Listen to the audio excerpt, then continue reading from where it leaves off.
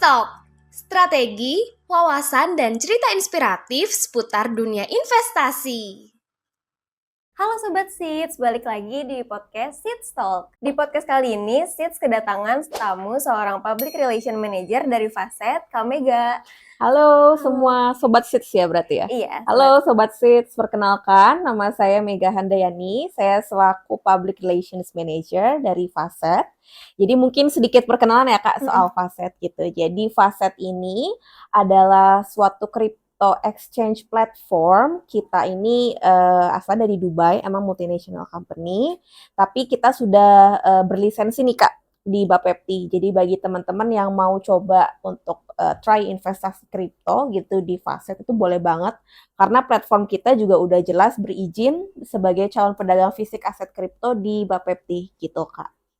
Oke. Kan kalau yang aku tahu itu kalau kripto tuh high risk ya Kak. Iya. Kalau menurut Kakak, kenapa sih orang-orang tuh bisa memilih kripto dibanding investasi yang lainnya?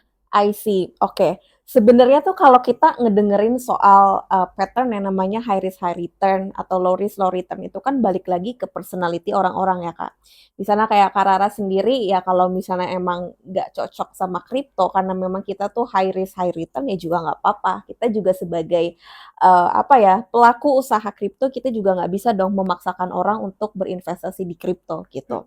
Nah cuman nih Kak, sebenarnya kita bisa nyari benefit atau advantages gitu dari suatu aset investasi yang ya high risk high return. Kenapa? Ya karena kalau misalnya meskipun high risk, berarti return yang kita dapatkan juga lebih banyak dong, karena memang dengan volatilitas harga yang ada gitu dari kripto tersebut, kita dengan ilmu dan juga dengan knowledge yang udah kita pelajari untuk mempelajari soal kripto nih sampai sekian lama, kita masuk di timing yang tepat, kita beli di timing yang tepat, kita jual di timing yang tepat, nanti kita bakalan mendulang gain atau keuntungan yang juga besar juga gitu loh Kak. Coba sekarang gini aja deh Kak Rara, kayaknya nggak ada investasi resmi di dunia ini, kalau misalnya aku lebay maaf ya, di dunia ini yang tahun kemarin masih harga 200 juta, tapi tahun ini udah nembus 1 miliar. Ada nggak? Gitu.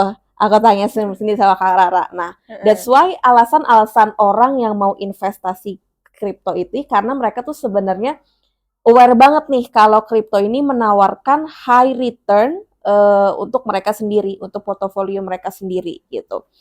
Bayangin aja kalau di tahun lalu kita masih ada uang 200 juta kita masukin ke kripto semua, sekarang harga kripto udah more than 66.000 ya, udah more than 60.000 USD. Kalau dikalikan dengan harga rupiah sekarang udah pasti nyentuh 1 miliar anyway kan. That's why orang-orang pada banyak yang tertarik untuk investasi kripto, pertama karena volatilitasnya bisa menghasilkan keuntungan yang maksimal. Terus yang kedua, kripto ini unik Kak Rara. Jadi dia itu bisa ditransaksikan 24 hours 7 days atau setiap hari. Mau sekarang Kak Rara selesai podcast ini mau transaksi bisa, mau nanti jam 11:30 malam sebelum tidur gitu ya, tidur larut malam juga mau coba transaksi kripto juga bisa gitu. Karena memang ya 24 hours 7 day, kapan aja gitu. Hari Sabtu, Minggu bisa-bisa aja gitu. Karena memang kripto atau Bitcoin ini kan seluruh dunia ya, Karara nggak terpantau harus hari Senin sampai Jumat aja, ini seluruh dunia nih mainnya gitu. That's why orang-orang pada prefer untuk investasi kripto selain karena keuntungannya, juga dengan aksesibilitasnya lebih mudah dan juga gampang mau kapan aja, as long as timingnya tepat. Itu sih menurut aku. Oh, I see. Thank you ya, Kak. Terus mungkin kan para Sobat Seeds yang masih pemula belum tahu nih jenis-jenis aset kripto tuh apa aja. Mungkin Kak Mega boleh disampaikan? Oke, siap. Jadi Sobat Seeds sekalian, kalau misalnya bagi teman-teman sekalian yang benar-benar baru mulai untuk investasi di kripto, mungkin ada baiknya kalau kalian tuh mulai dari stablecoin dulu gitu loh Kak Rara. Jadi memang di kripto ini gak hanya aset-aset kripto yang wah volatilitasnya tuh kenceng nih, atau yang kenaikan dan penurunan harganya tuh menukik tajam banget atau naik tajam banget. Ada beberapa kripto-kripto yang disebutnya tuh stable coins atau koin yang relatif stabil. Aku bilang relatif stabil. Nah, jadi si stable coin ini memang koin-koin yang di backup sama ada komoditas, ada di backup juga sama USD gitu. Contohnya kayak USDT sama USDC. Harga USDT sama USDC itu relatif 1:1 harganya dengan harga US dollar. Atau kalau misalnya Karara pengen invest di X Gold, itu harganya tuh di backup oleh emas, itu juga harganya relatif 1:1 dengan harga emas gitu. Jadi bagi Karara yang, aduh kalau misalnya investasi emas tapi takut hilang nih emasnya kalau misalnya disimpan kayak di lemari atau gitu-gitu, bisa mencoba untuk transaksi di stablecoin, namanya Pax Gold, itu harganya di aset tersebut tuh di backup oleh emas. Harganya juga relatif sama dengan harga emas yang ada di dunia ini. Kemudian selain stablecoin, kita juga ada beberapa jenis koin yang di backup, bukan di backup ya, mungkin didapatkannya itu tuh dari hasil penambangan. Contohnya Bitcoin, Kak. Nah, Bitcoin ini tuh benar-benar kayak the mother of the mother aset kripto, karena memang dia yang pertama. Pendirinya namanya Satoshi Nakamoto, itu nggak tahu orang, nggak tahu kelompok, karena sampai saat ini juga nggak tahu juga orangnya seperti apa, wujudnya kayak gimana. Jadi dia itu dulu tahun 2008 bikin suatu paper yang ngejelasin soal decentralized cash system. Akhirnya dari paper tersebut muncullah yang namanya Bitcoin. Tahun 2009 baru dirilis. Itu dia benar-benar didapatnya dari hasil penambangan, dan kemudian sampai saat ini yang tadinya Bitcoin mungkin cuman harganya berapa ribu rupiah doang, sekarang harganya udah menyentuh 1 miliar rupiah, kan tuh gede banget ya, karena dengan waktu hanya berarti sekitar 15 tahun aja, suatu investasi yang harganya cuman berapa ribu rupiah sekarang sampai 1 miliar. Kebayang nggak sih Kak, dulu kalau misalnya ada orang yang invest dari tahun 2009, udah punya Bitcoin dari tahun 2009, dia kekepin terus sampai sekarang, udah bisa beli rumah nih, atau udah bisa beli mobil nih dari harga Bitcoin gitu. Nah, selain itu juga ada beberapa jenis koin-koin yang dia tuh didapatkannya bisa dari staking, contohnya kayak Ethereum, dan lain sebagainya. Dan juga ada beberapa jenis-jenis koin yang namanya Solana, kemudian ada Dogecoin yang disebut sebagai meme coin gitu. Jadi kalau misalnya para pengguna atau para investor kripto nih yang masih pemula, yang pasti pengen mau nyoba dulu investasi, coba aja dulu di stablecoin. Atau kalau mau nyemplung sekalian di kripto yang non stablecoin, mungkin bisa dimulai dari ini Kak, Bitcoin sama Ethereum, karena itu memang top tuh crypto market, crypto cap yang terbesar, market kapitalisasinya terbesar, liquid juga, jadi mau di transaksi dimanapun kayaknya bakalan nemu Ethereum sama Bitcoin mulu nih, karena memang mereka yang terbesar dan relatif lebih stabil gitu, jadi relatif lebih aman juga gitu. Oke. Kan tadi Sobat Sit udah pada dengar kelebihan-kelebihan dari investasi kripto ya Kak. Kalau misalnya tantangannya sendiri yang akan dihadapi oleh investor kripto itu apa sih Kak? Oke, jadi sampai saat ini ya Kak Rara, aku nggak menafikan kalau masih ada beberapa negara yang kurang welcome sama adopsi dari kripto sendiri. Kalau misalnya di Indonesia nih, alhamdulillahnya nih Kak ya, kita tuh benar-benar salah satu negara yang mendukung ekosistem kripto. Bahkan nih di bulan Mei besok, pemerintah dan juga asosiasi kripto kita mau ngadain program yang namanya Bulan Literasi Kripto Kak. Jadi bagi Sobat Seeds yang mau cari tahu lebih dalam soal kripto tuh apa sih, Bitcoin apa sih, Ethereum apa sih, boleh banget untuk ngikutin Bulan Literasi Kripto. Jadi nanti openingnya tanggal 2 sampai tanggal 29 Mei.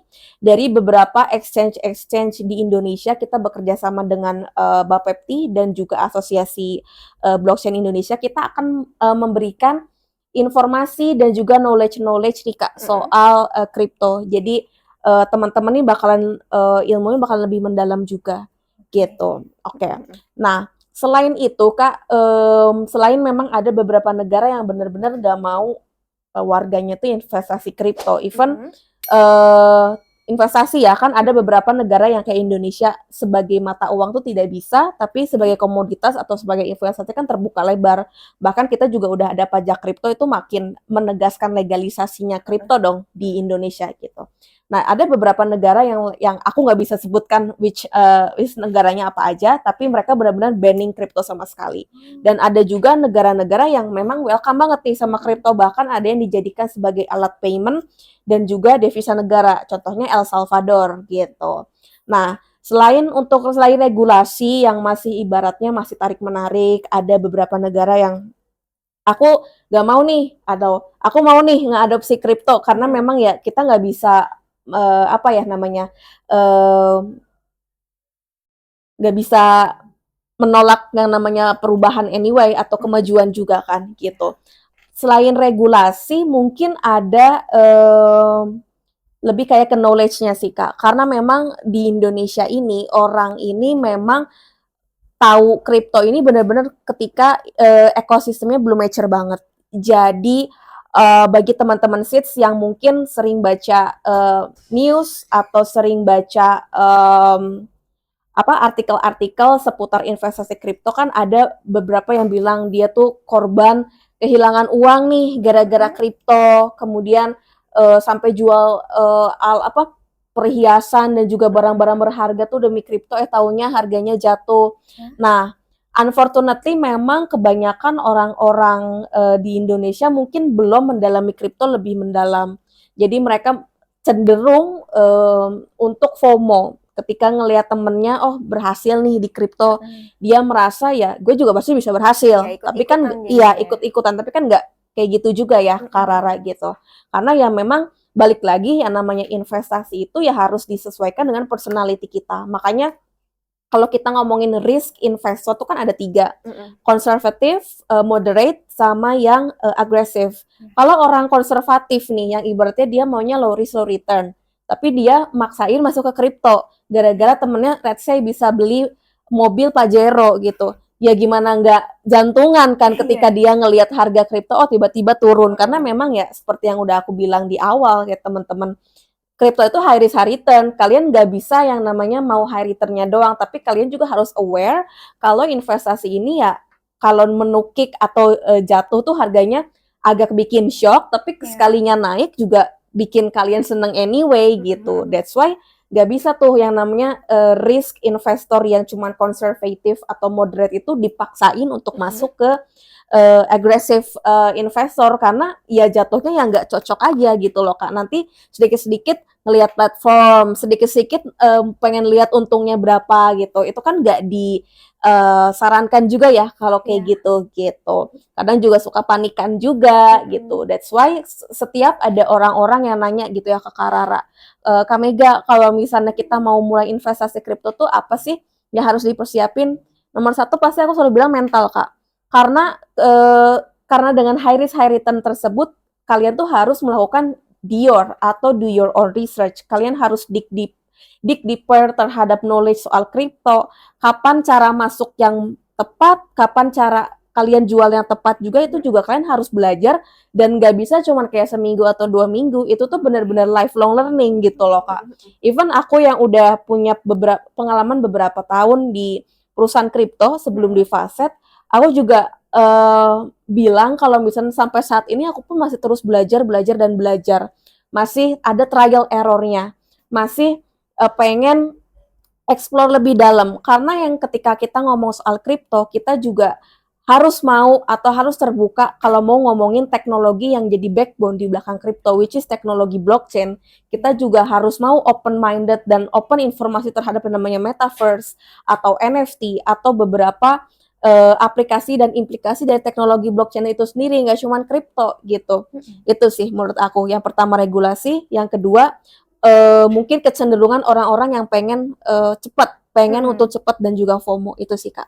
Oke, thank you Kak Mega. Siap. Mungkin kalau misalnya menurut Kak Mega sendiri nih yang lagi ngetren di dunia kripto tuh apa sih Kak?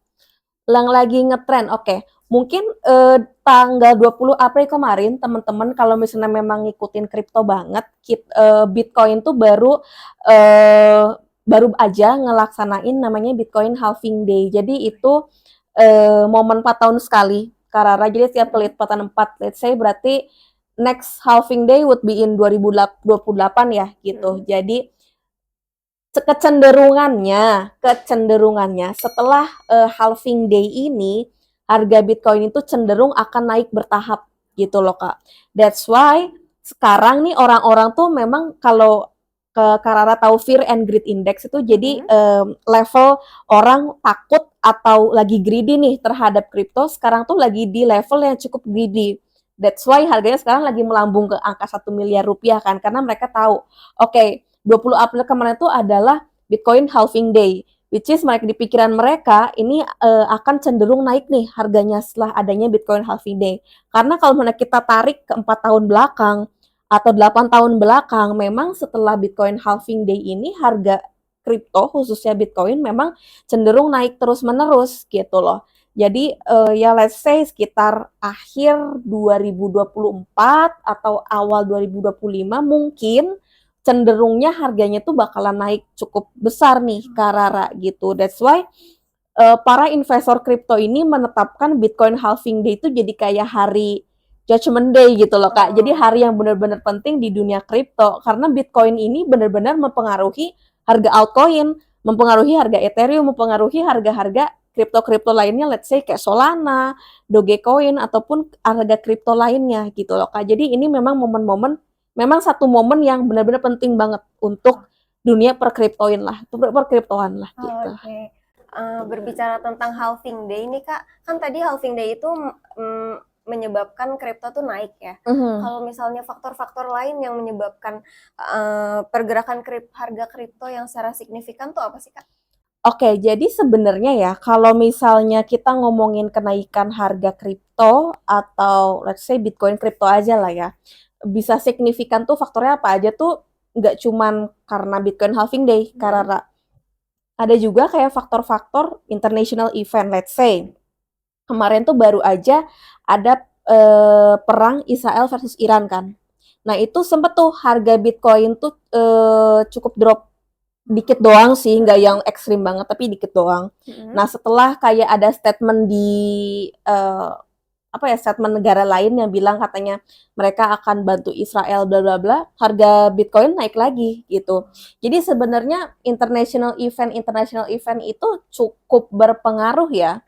Dan mungkin kalau kita ngomongin harga Bitcoin atau harga kripto tuh kayaknya sekarang udah terlalu banyak orang yang megang kripto gitu loh Karara. Nggak cuman yang orang biasa doang, tapi kayak bukan petinggi ya, mungkin orang-orang yang besar yang cukup erat kaitannya sama kripto, let's say kayak Elon Musk atau Michael Saylor yang CEO-nya MicroStrategy atau mungkin ex-CEO-nya Twitter, Jack Dorsey. Itu kan orang-orang yang cukup sering banget tuh ngomongin soal kripto. Jadi ketika mereka bilang, oh ya aku abis borong nih berapa ratus Bitcoin gitu, itu ada kecenderungan Bitcoin tuh agak naik. Meskipun mungkin nggak semasif dulu ya, karena kan sekarang orang-orang yang megang Bitcoin juga banyak. Mungkin kayaknya di Switch juga ada nih yang investasi kripto gitu kan. Jadi udah terlalu mainstream lah sekarang, udah terlalu banyak orang non kripto atau non teh yang memang into banget nih buat investasi kripto. Jadi sebenarnya untuk pergerakan harga tersebut nggak terlalu signifikan kalau aku bilang. Karena ya faktor itu tadi, orang-orang udah pada banyak yang tahu kripto gitu. Itu sih Kak jawabanku. Oh ya, kalau ngomong-ngomong soal resiko nih Kak, gimana sih cara kita untuk meminimalisir resiko dari investasi kripto? Oke. Sesuai dengan yang udah aku jelasin di awal ya, Kak Rara. Kalau misalnya kayak kita ngomongin resiko ya udah resikonya udah tinggi kalau kita mau milih kripto. Kalau kita milih investasi yang lain ya resiko lebih rendah, apalagi kalau tipe yang low risk low return investment gitu. Cuma sebenarnya ada beberapa bukan tips ya, mungkin cara dari aku pribadi buat meminimalisir ya, bukan menghilangkan resiko tapi meminimalisir sedikit resiko. Itu aku tiap bulannya after terima gaji ya, itu kayak aku selalu spending nilai atau ya beberapa ratus ribu rupiah lah buat investasi di kripto. Nah itu nilainya tuh sama terus Kak tiap bulan. Let's say kalau Karara mau nyoba investasi kripto, coba aja 1.000 dulu dari salary gitu kan. bulan ini 500.000, bulan depan 500.000, bulan depan lagi 500.000. Itu namanya DCA Kak, atau dollar cost averaging. Jadi teknik ini tuh cukup oke untuk meminimalisir resiko gitu. Dan itu teknik yang pertama yang aku lakukan. Teknik kedua itu diversifikasi Kak. Aku memang dari tadi ngomongin panjang kali lebar soal Bitcoin. Aku ngomongin panjang kali lebar soal kripto-kripto yang cukup stable lah, let's say kayak stable coin.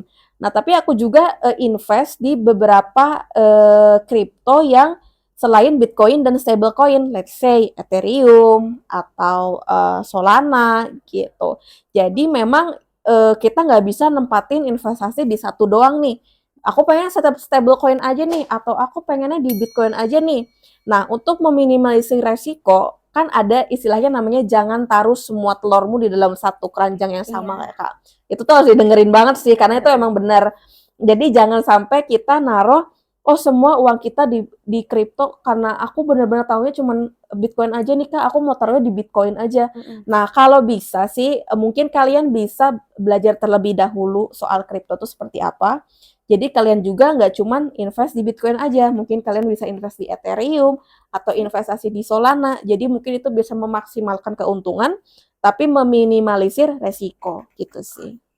Kalau misalnya Kak Mega sendiri nih melihat kripto dalam 5 sampai 10 tahun ke depan itu seperti apa sih, Kak? Oke, ini sebenarnya pertanyaan yang menarik ya Kak Rara, karena memang cukup banyak yang tanya ke aku, Kak Mega, kripto tuh nanti 5 tahun ke depan atau 10 tahun ke depan bakalan gimana sih, bakalan fraud atau kayak gimana? Menurut aku justru aku melihat dari sisi optimistis, Kak Rara. Kenapa? Karena kita ini belum selesai untuk mengeksplorasi teknologi blockchain, which is teknologi yang ada di belakang kripto itu sendiri.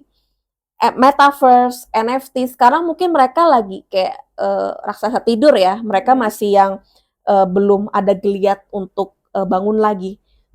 Cuman ya itu alasannya karena ekosistem kita tuh belum terlalu mature. Orang-orang masih pada, ya aku pengen offline dulu nih, atau aku masih pengen ketemu banyak orang secara langsung nih. Cuman menurut aku ketika kita ngomongin 5-10 tahun ke depan gitu, teknologi bakal lebih advance lagi, bakalan lebih mutakhir lagi. Yang pasti kalau misalnya kita ngomongin metaverse sama NFT juga pasti bakal ke bawah-bawah dong Kak.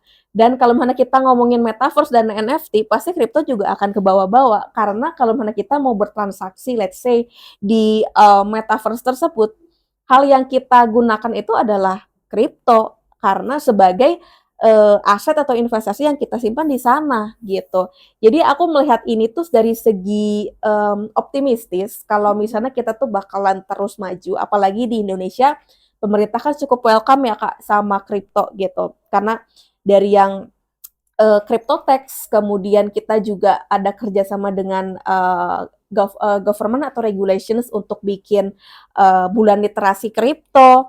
Kemudian ya sarana-sarana edukasi biar orang-orang tuh bisa melek kripto. Menurut aku itu benar-benar bagus banget gitu loh Kak Rara. That's why aku benar-benar optimistis terhadap investasi ini. Kedepannya dengan semakin mutakhirnya teknologi yang ada, ya kita juga bakal ke bawah-bawah juga. Karena ya memang teknologi blockchain, kalau kita ngomongin blockchain ya teman-teman sama Kak Rara, itu tuh teknologi yang memang terkenal akan transparansi dan juga kejujuran. Dan kalau Kak Rara pakai smart contract, terus mau let's say mau tanda tangan PKS atau tanda tangan NDA, Kak Rara tuh nggak butuh orang ketiga. Hanya dengan memvalidasi transaksi yang ada di smart contract tersebut, Karara bisa baca kontraknya dan tidak bisa diubah ya. Jadi memang benar-benar transparan, bisa dilihat, tidak bisa diubah. Itu juga enak kan kalau ke partner kita. Partner kita juga bisa, oh oke nih, ini jujur nih, kita pakai smart contract, kontraknya jelas, tercatat di teknologi blockchain, bisa terbaca sama halayak juga, dan tidak bisa diubah. Nggak bisa tuh karena namanya ngubah kontrak licik gitu ya, ngubah kontrak itu nggak bisa. Karena memang teknologi blockchain ini cuman bisa ditambah, bukan diubah gitu. That's why ya udah dari situ aku tetap optimis sih terhadap kemajuan kripto gitu. Baik, Kak. Ini terakhir nih, kalau misalnya tips dari Kak Mega sendiri untuk para sobat Stitch yang mungkin masih pemula dan ingin terjun ke dunia kripto itu apa sih, Kak? Oke, yang pertama siapin mental dulu. Karena banyak orang yang coba untuk investasi kripto ya Kak, mereka itu nggak siap mental gitu. Mereka cuman terima high return-nya doang, tapi ketika high risk atau ketika mereka quote unquote lagi jatuh, mereka panik sendiri, mereka takut sendiri gitu. Padahal yang namanya kita ngomongin soal kripto, investasi kripto, ya harus mau dan harus tahu soal volatility dong gitu. Yang pertama soal persiapkan mental, dan yang kedua mungkin lebih kayak ke financial goal setting ya Kak. Jadi kalian tuh harus tahu tujuan kalian buat investasi kripto itu apa. Apakah kalian lagi mengejar, let's say, pengen S2 di luar negeri, atau lagi pengen beli rumah mungkin, atau mau beli mobil, atau apa. Kalian juga harus setting dulu nih, the clear financial goal yang kalian mau, itu yang kedua. Dan yang ketiga tentu aja do your own research, atau kalau di investasi kripto kita bilangnya dior Kak, do your own research. Jadi benar-benar harus tahu seluk-beluknya seperti apa, harus mau belajar, harus mau open minded. Dan mungkin menurut aku ketika kalian mau belajar, coba belajar dari sumber yang memang terkenal atau yang reliable dan juga reputable sources gitu loh Kak Rara. Dan juga ada baiknya kalau sebelum kalian untuk mencoba untuk terjun investasi kripto, ngeluarin 500.000, ada baiknya kalian belajar terus soal investasi kripto sampai seenggaknya kalian ngerti dulu lah kulitnya gitu loh Kak. Jangan yang buta sama sekali, tiba-tiba beli 500.000, let's say beli Bitcoin, terus kalau misalnya harganya jatuh panik gitu. That's why seenggaknya belajar dulu, nggak apa-apa kulitnya dulu. Ketika kalian udah siap untuk coba prakteknya, boleh tuh masuk dengan nominal yang kalian juga oke nih kalau hilang. Kalau misalnya 500.000 menurut Karara, udahlah nggak apa-apa, ikhlasin aja. Aku ikhlas 500.000 hilang, ya udah coba aja 500.000. Siapa tahu kan ada kenaikan harga, let's say jadi 550 kan lumayan 50.000-nya kan Kak gitu. Nah itu pergunakan uang dingin, uang yang benar-benar kalian ikhlasin kalau itu bakalan hilang dalam tanda kutip. Dan mungkin kalian harus bertransaksi di platform exchange yang memang udah terregulasi oleh pemerintah, teman-teman. Kenapa? Karena kalau amit-amit terjadi komplain dari pihak kalian, terus kalian mau coba komplain, jelas gitu loh Kak, oh ini perusahaannya tuh ada di sini, kantornya di sini, udah terregulasi oleh Bapepti, terregulasi oleh pemerintah, jadi jauh lebih aman juga. Dan mungkin tips yang terakhir, kalau teman-teman mau coba mulai, mungkin bisa mulai dari kripto-kripto yang blue chip, kalau kita bilang. Blue chip itu apa? Blue chip itu yang kripto yang ada di top 10 coin market cap Kak namanya. Jadi coin market cap itu adalah suatu website yang udah terkenal banget di kalangan investor kripto.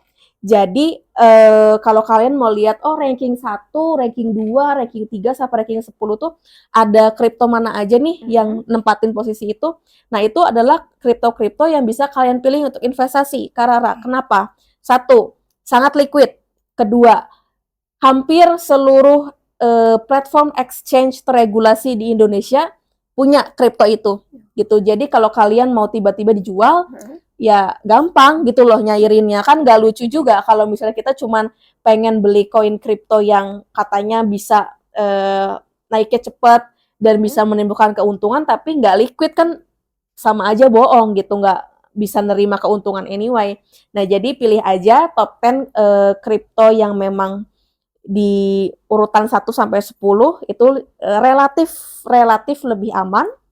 Kemudian mungkin ya belajar sih Kak yang lebih utamanya ya gitu. Jadi tahu kapan masuk yang tepat, kapan juga waktu jual yang tepat juga gitu. Oke, thank you so much ya Kak Mega Oke. udah diskusi. Jadi aku juga udah nambah wawasan nih untuk para sobat Seeds juga bisa ikutin tips dari Kak Mega kalau mau nyoba investasi kripto ya. Oke. Oke, sekian podcast Seeds Talk kali ini. Jangan lupa like dan subscribe ya sobat Seeds. Bye. Bye-bye. Seeds, investing together.